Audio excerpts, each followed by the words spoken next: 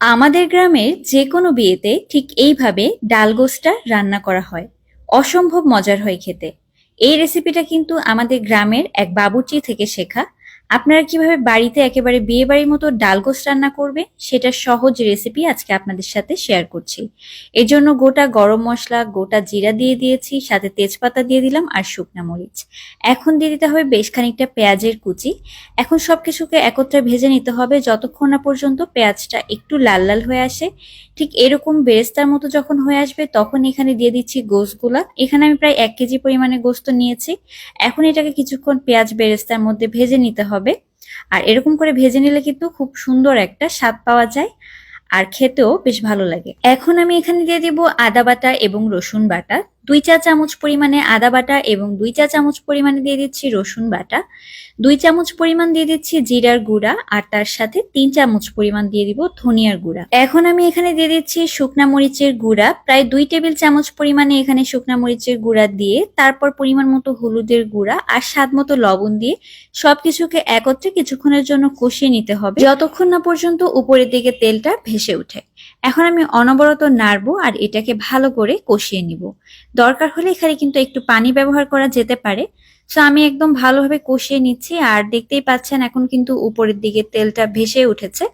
আর এই পর্যায়ে যখন কষানো হয়ে যাবে দিয়ে দিব গরম পানি। আমি এখানে 2 কাপ পরিমাণ পানি দিচ্ছি গোশটা একটুখানি সেদ্ধ হওয়ার জন্য। আমি ফুললি সেদ্ধ করে নিব না, জাস্ট অল্প একটু সেদ্ধ হলেই হবে। দরকার হলে এখানে একটু ঢাকনা দিয়ে রাখতে পারেন। ঢাকনা দিয়ে কিছুক্ষণ রান্না করলে দেখবেন যে প্রায় অনেকটাই সেদ্ধ হয়ে এসেছে। ওই 50 ভাগের মতো সেদ্ধ করে নিলেই হবে। আর এভাবে ঢাকনা দিয়ে রাখলে একটু তাড়াতাড়ি সেদ্ধ হয়ে যায়, তাই আমি এখানে ঢাকনা দিয়ে রেখেছিলাম। আর যখনই দেখবেন গোশটা ভালোভাবে সেদ্ধ হয়ে গিয়েছে এবং উপরের দিকে ঠিক এরকম করে হালকা একটু তেল ভেসে উঠেছে, মানে পানিটা একটু শুকিয়ে গিয়েছে, তখন এখানে দিতে হবে পেঁয়াজের কুচি।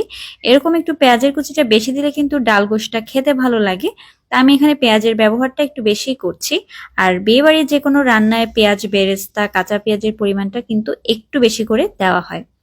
তো পেঁয়াজটা দিয়ে দেওয়ার পরে কিছুক্ষণ নেড়ে চেড়ে এখানে আমি ছোলার ডাল দিয়ে দিচ্ছি। আর এই ডালটা কিন্তু সারা রাত ভিজানো ছিল, আর ভিজিয়ে রাখলে খুব তাড়াতাড়ি সেদ্ধ হয়ে যায়। আমি কিন্তু সেদ্ধ করে নিইনি, জাস্ট ভিজিয়ে রেখেছিলাম। এখন এই ডাল সহকারে গোশটাকে ভালোভাবে নেড়ে চেড়ে আরো কিছুক্ষণের জন্য কষিয়ে নিতে হবে যতক্ষণ না পর্যন্ত গোশের পানিটা শুকিয়ে যায় এবং নিচের দিকে একটু লেগে আসে। ততক্ষণ আমি এটাকে ভালো করে কষিয়ে নিয়ে তারপর এখানে আমি গরম পানি দিয়ে দিচ্ছি ডালটা সেদ্ধ হওয়ার জন্য। যেহেতু আমি ডালটা সারা রাত ভিজিয়ে রেখেছিলাম, এখন কিন্তু খুব বেশি একটা সময় লাগবে না সেদ্ধ হতে। তবে অনেক ডাল আছে যেটা সেদ্ধ হতে একটু সময় লাগে, তাই আপনারা পানির পরিমাণটা একটু বুঝে নেবেন। যদি দরকার হয় একটু পানি ব্যবহার করা যেতে পারে বেশি পরিমাণে। সো আমি ঢাকনা দিয়ে রেখেছিলাম আর ঢাকনা দিয়ে রাখার পরে কিন্তু ডালটা অনেকটাই সেদ্ধ হয়ে এসেছে। আর এই ডাল কষে কিন্তু এই ডাল একদম মিশে যাবে না, একটু গোটা গোটা থাকবে। আর এই পর্যায়ে আমি দিয়ে দিচ্ছি গোটা রসুন, মানে কোয়া খুলে দিয়েছি। ছোট রসুন থাকলে আপনারা এটা গোটা গোটা দিতে পারেন, তবে আমি বড় রসুন দেখে কোয়াটা খুলে দিয়েছি। ঢাকনা দিয়ে আরো কিছুক্ষণ রেখে দিয়েছিলাম, এখন আবার একটু উল্টে পাল্টে নেড়ে দিচ্ছি। এই ডাল গোশটা কিন্তু রুটি, পরোটা, পোলাও, খিচুড়ি, সাদা ভাত থেকে শুরু করে সবকিছু দিয়ে খেতেই বেশ ভালো লাগে। তবে বিয়ে বাড়িতে পোলাও দিয়ে এটা দেওয়া হয়, অসম্ভব মজা লাগে খেতে। এখন আমি এখানে দিয়ে দিলাম কিছুটা গোটা কাঁচামরিচ, খুব সুন্দর একটা ফ্লেভার আসার জন্য। আর এখন দিয়ে দিব চিনি, খুবই সামান্য পরিমাণে, জাস্ট কয়েক দানা চিনি দিয়েছি। আর চিনিতে একটু এভাবে একটু নেড়ে চেড়ে দিচ্ছি। এই পর্যায়ে কিন্তু আপনারা চাইলে চিনির বদলে পেঁয়াজ বেরেস্তা ব্যবহার করতে পারেন। এখন দিয়ে দিচ্ছি এখানে গরম মশলার গুঁড়া। সব ধরনের গরম মশলা আমি একসাথে একটু ভেজে গুঁড়া করে রেখেছিলাম। আর দিয়ে দিচ্ছি ভাজা জিরার গুঁড়া। এখন সবকিছুকে একত্রে মিশিয়ে নেওয়ার পালা। সবকিছুকে ভালোভাবে মিশিয়ে নিয়ে উপর থেকে একটু ঘি ছড়িয়ে দিতে পারেন। আমি এখানে ঘি দিচ্ছি না, তবে আপনারা ঘি মিশিয়ে নেবেন। তো তৈরি হয়ে গেল একেবারে গ্রামের বিয়েবাড়ির স্টাইলে ডাল গোশ রেসিপি।